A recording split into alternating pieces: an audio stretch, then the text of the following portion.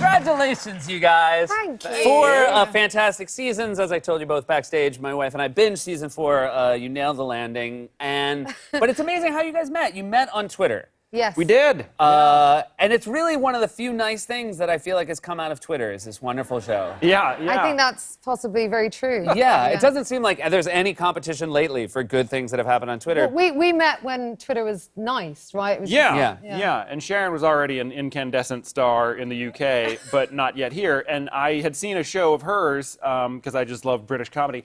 And I wrote her a DM, and I said, listen, I like you, and I'd like to know you in real life. And you sent a cease and desist letter, which I ignored. And then we met for lunch almost 10 years ago now. Yes. And then decided to write a script together. You had experience doing this. You did not. Correct. So you really sold her quite a bill of goods. I did indeed. I mean, I had done, I'd written jokes and done lots of stand-up, and I'd written failed pilots and things like that, and I Books? knew... You'd written books? Oh, I'd written a book. Yeah, that's nice. So you could write. Yeah. Yeah, she knew that. Your diary, you're a big Yeah, I diary. have a diary. Yeah. And Your blog. Yeah, just went online. I'm sure when you go shopping for groceries, you write down a few things. Yes, thank you. So I felt prepared to write a global sensation sitcom that is now broadcast in 130 countries. Thank you. 130 questions. That's amazing. Yeah, I don't know if there are 130 countries. Like, I have to look at the end, but that's what they told me. I think it's 132. Wow. I assume there's more than that. More coming.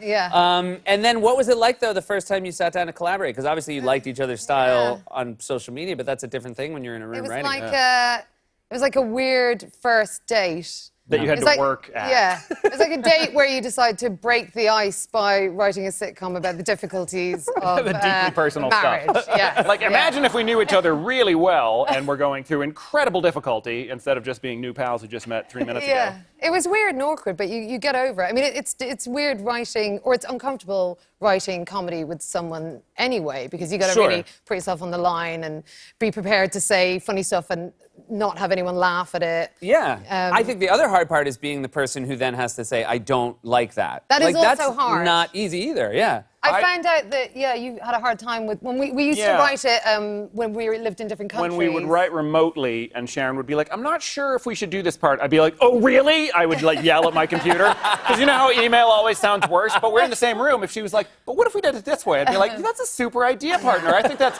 but with email, I'd be like, I'd throw a laptop under the bus.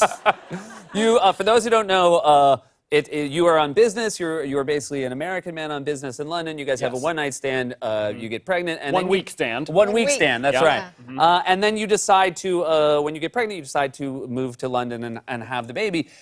I will say there's a lot of this. It's like a married couple, like making it work. Sounds like 80% of all sitcoms, but yet you guys managed to avoid most of the sitcom tropes that I feel like people fall into. Were there ones you were particularly trying to avoid? Well, yeah, we'd seen a lot of sitcoms where the husband was like, football, and where the wife was like, with the ironing thing, the ironing thing. And so we didn't want to do that because we're both married in real life, and being married is fascinating. It isn't boring. It isn't like, it's like you want to kill each other with a hammer, or you're hugging each other around the ankles, being like, I can't believe you love me. And so you spend more time at those poles than you do in the middle, being like, So we just wanted, that was not a dig at Al Bundy. I love him.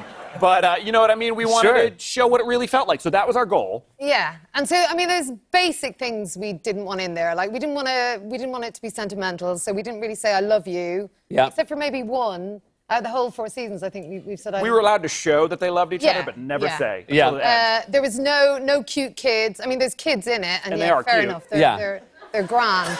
But we didn't want to give them any lines. Yeah, they're not precocious. Yeah. Well, we wouldn't know how to write that anyway. And there's lots of good sitcoms already being made where the kid's like, I put peanut butter in the toaster.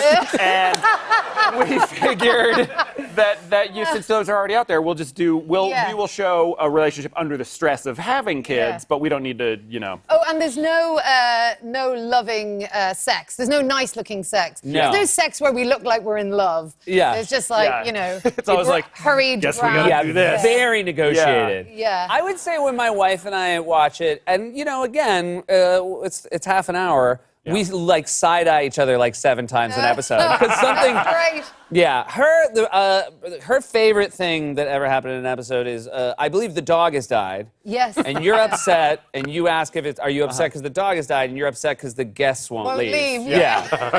that hit my wife more in her core than Yeah. anything. And me, not a spoiler alert, because in the upcoming season, you eat a son's like a yogurt. Yeah. That's and then you get mad at him because Yeah. it's the kids' food. It's a Yeah. tiny little petit Yeah, filou. and then yeah. you scream that it's not the kids' food because you paid for it. Precisely. And Through I'm a not yogurt gonna lie, that's mustache. a conversation that maybe not in those exact words, but has happened in the Myers family household.